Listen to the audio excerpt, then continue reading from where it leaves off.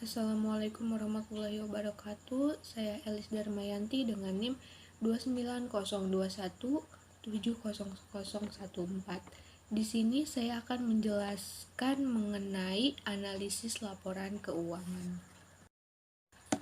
Apa itu analisis laporan keuangan?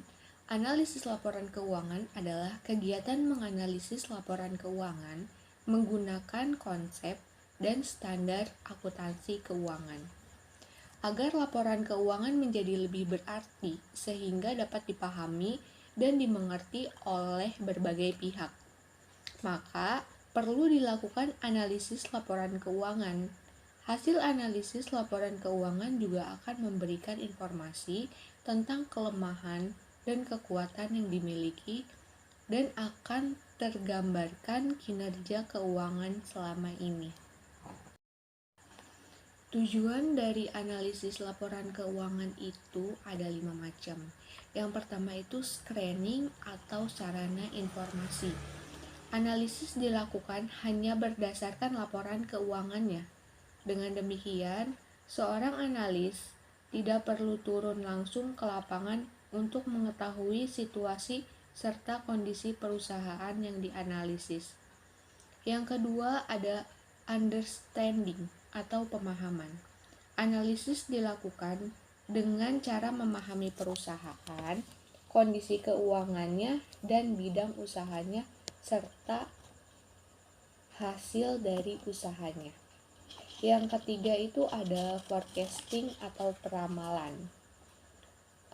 Peramalan itu adalah analisis dapat digunakan untuk meramalkan posisi kondisi perusahaan pada masa yang akan datang. Yang keempat ada diagnosis atau diagnosa.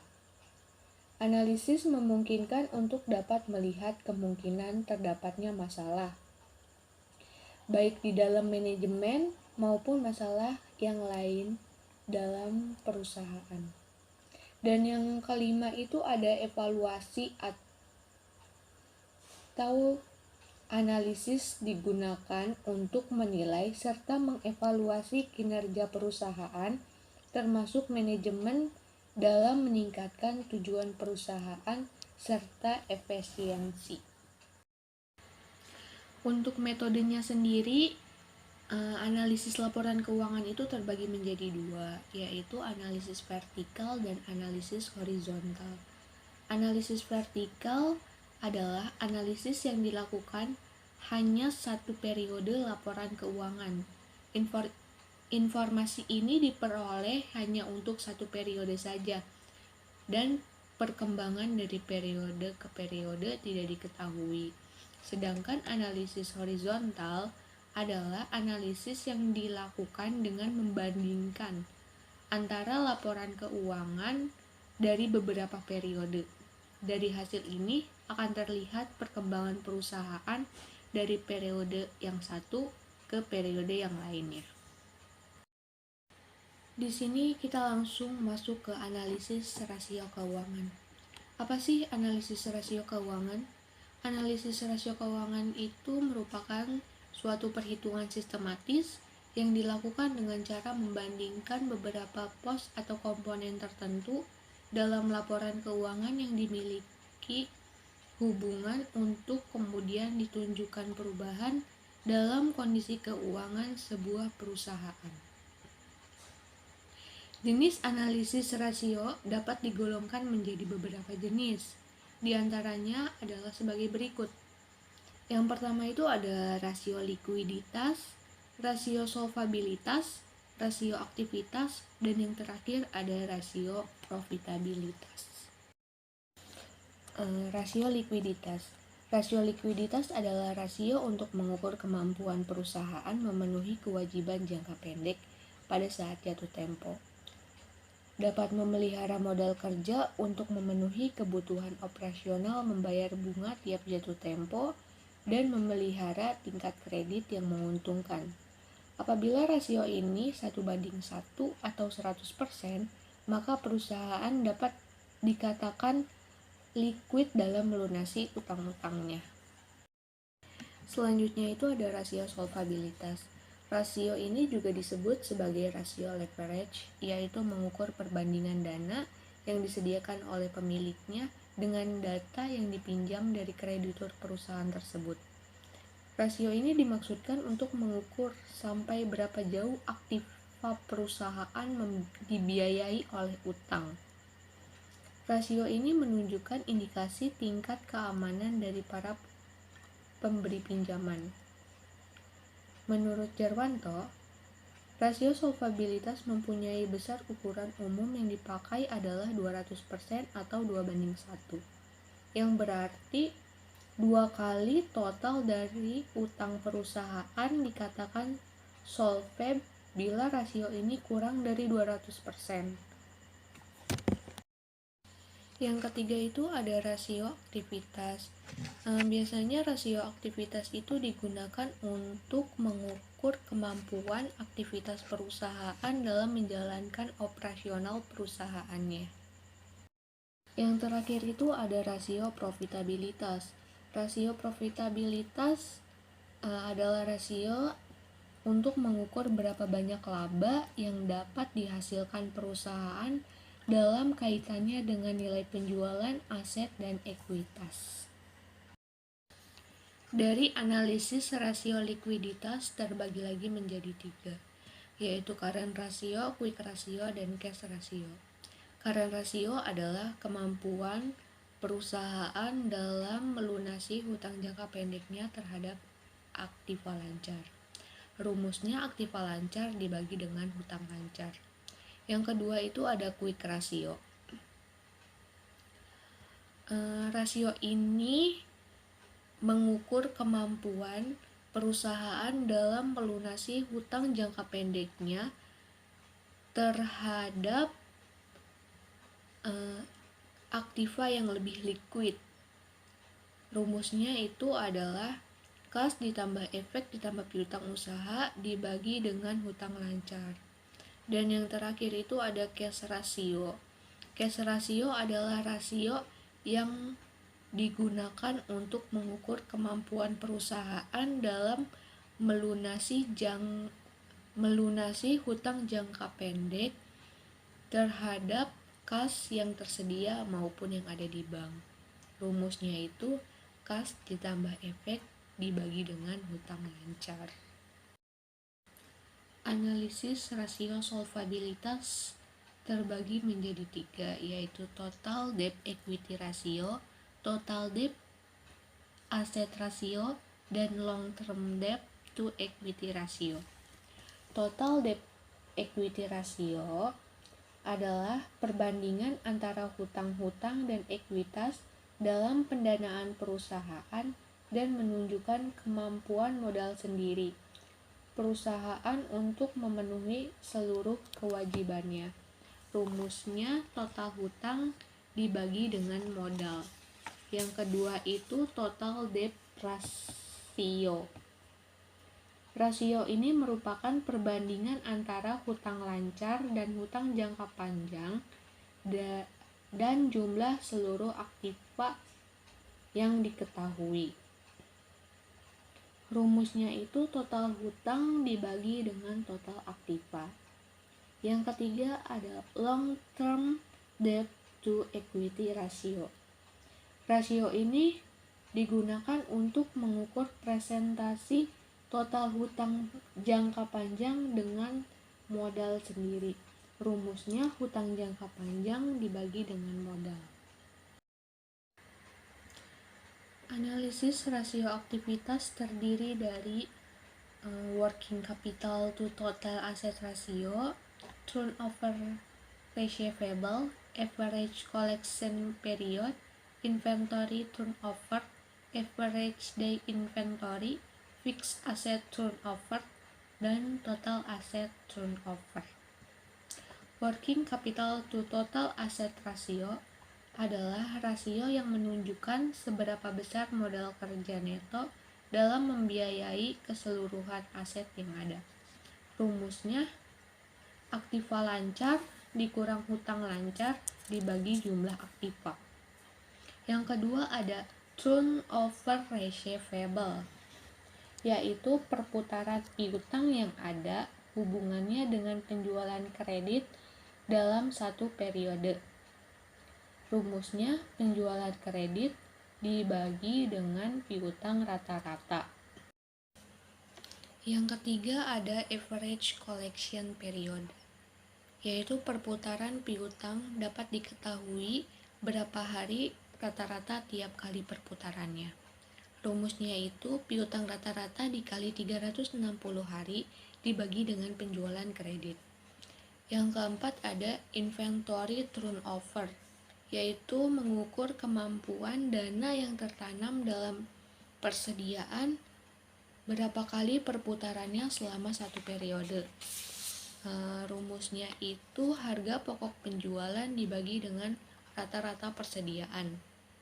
Yang kelima ada average day inventory, yaitu berapa lama perputaran persediaan terhadap jumlah harga pokok penjualan dan perhitungannya antara jumlah harga pokok penjualan dengan jumlah data persediaan barang. Rumusnya itu persediaan rata-rata dikali 360 hari dibagi harga pokok penjualan. Yang keenam ada fixed asset turnover, yaitu kemampuan dana yang tertanam dalam aset berputar dalam satu periode tertentu. Rumusnya itu penjualan dibagi jumlah aktiva tetap. Dan yang terakhir itu ada total asset turnover, yaitu kemampuan dana yang tertanam dalam keseluruhan aset berputar dalam satu periode tertentu atau kemampuan modal yang diinvestasikan untuk menghasilkan revenue. Rumusnya itu penjualan dibagi jumlah aktiva. Sedangkan analisis rasio profitabilitas terbagi menjadi margin kotor, batas operasi, margin bersih, profitabilitas investasi, return on investment atau yang biasa kita sebut ROI, dan return on equity atau ROE. Margin kotor adalah rasio untuk mengukur kemampuan perusahaan untuk mendapatkan margin kotor dari penjualan. Rumusnya itu laba kotor dibagi penjualan bersih. Yang kedua itu ada batas operasi. Batas operasi adalah salah satu rasio untuk mengukur kemampuan perusahaan untuk memperoleh laba operasi sebelum pajak dari penjualan. Rumusnya itu ada EBIT dibagi penjualan. Yang ketiga itu ada margin bersih. Margin bersih adalah rasio untuk mengukur kemampuan perusahaan untuk mendapatkan laba bersih dari penjualan. Rumusnya itu ada EAT atau earning after tax dibagi dengan penjualan. Yang keempat ada profitabilitas investasi, rasio yang dapat mengukur perusahaan untuk mengelola modal yang dimiliki oleh investasinya dalam total aset untuk memberi manfaat kepada investor dan pemegang saham. Rumusnya itu EBIT dibagi dengan total aset. Yang kelima ada return on investment atau ROI, rasio yang dapat mengukur kemampuan modal yang diinvestasikan dalam total aset untuk menghasilkan aset bersih. Rumusnya EAT dibagi dengan total aset. Yang keenam ada return on equity atau ROE, yaitu rasio yang dapat mengukur kemampuan saham untuk menghasilkan laba bersih. Semakin tinggi ROE, maka semakin efisien pula perusahaan tersebut dalam mengelola ekuitasnya. Rumusnya itu EAT dibagi dengan ekuitas. Perhitungan tingkat rasio likuiditas pada laporan keuangan, saya mengambil dua contoh yaitu current ratio dan quick ratio. Pada current ratio terdapat perbandingan antara aktiva lancar dan hutang lancar tahun 2018 dan tahun 2019.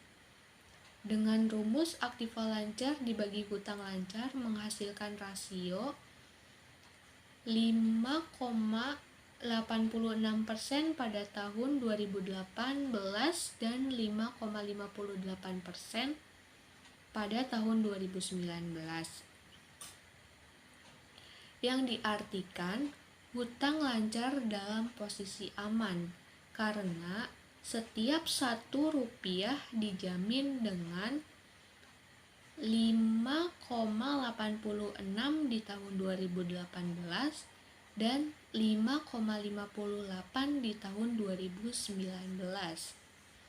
Sedangkan quick ratio di sini ada perbandingan antara kas, efek, piutang usaha, utang lancar pada tahun 2018 dan tahun 2019 dengan rumus kas ditambah efek ditambah piutang usaha dibagi dengan hutang lancar menghasilkan rasio 3,34 pada tahun 2018 dan 2,89 di tahun 2019. Hal itu diartikan pada setiap Rp1 hutang lancar di tahun 2018 bisa dijamin oleh Rp3,34 dari aktiva lancar. Sedangkan tahun 2019 setiap Rp1 hutang lancar dapat dijamin dengan Rp2,89 dari aktiva lancar. Sedangkan perhitungan tingkat rasio solvabilitas pada laporan keuangan, saya mengambil dua contoh yaitu total debt to equity ratio dan total debt to total asset ratio. Pada total debt to equity ratio, di sini terdapat perbandingan total utang dan modal pada tahun 2018 dan 2019 dengan rumus total utang dibagi dengan modal. Dari analisis total debt to ratio equity di atas, bahwa pada tahun 2018 dan 2019 masing-masing adalah 24% dan 26%, yang artinya di tahun 2019 perusahaan memiliki utang sebanyak 0,25 kali dari modal, sedangkan 2018 memiliki sebanyak 0,24 kali dari total modal. Yang kedua ada total debt to total asset ratio. Di sini ada perbandingan antara total utang dan total aktiva 2018 dan 2019 dengan rumus total utang dibagi dengan total aktiva. Dari analisis ini disebutkan bahwa pada tahun 2018 dan 2019 masing-masing adalah 43% dan 21%. Yang artinya pada tahun 2019 perusahaan memiliki utang sebanyak 0,21 kali dari aset, sedangkan 2018 sebanyak 0,43 dari total aktiva. Untuk perhitungan tingkat rasio aktivitas laporan keuangan, di sini ada average collection period dengan perbandingan penjualan piutang usaha, piutang rata-rata tahun 2018 dan tahun 2019 dengan rumus piutang rata-rata dikali 360 hari dibagi dengan penjualan, yang menghasilkan rasio sebanyak 54 hari pada 2019 dan 53 hari pada 2018. Ini artinya pada tahun 2019 terjadi peningkatan rata-rata hari penagihan yang lebih cepat dibandingkan tahun 2018. Selanjutnya ada average day inventory. Di sini ada perbandingan antara beban pokok penjualan, persediaan, dan persediaan rata-rata tahun 2018 dan 2019. Rumusnya persediaan rata-rata dikali 360 hari dibagi dengan pokok penjualan yang menghasilkan rasio 117 hari pada 2019 dan 112 hari pada 2018. Hal ini berarti pada tahun 2019 terjadi peningkatan rata-rata hari perputaran persediaan dibandingkan tahun 2018. Yang terakhir ada perhitungan tingkat rasio profitabilitas pada laporan keuangan. Yang pertama itu ada ROI dan ROE. ROI itu ada perbandingan antara earning after tax dengan total aktiva pada tahun 2018 dan 2019 dengan rumus earning after tax dibagi total aktiva yang menghasilkan rasio 0,06 pada 2019 dan 0,16 pada 2018.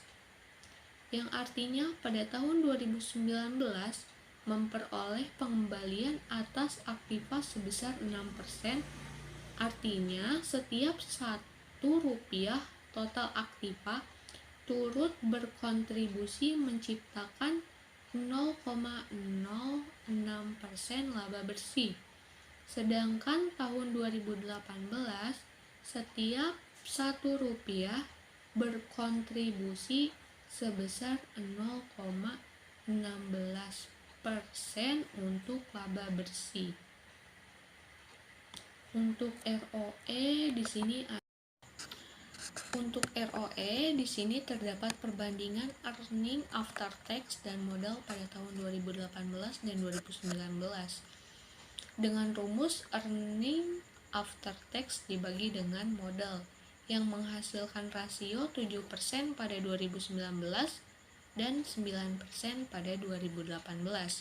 Yang artinya pada tahun 2019 setiap Rp1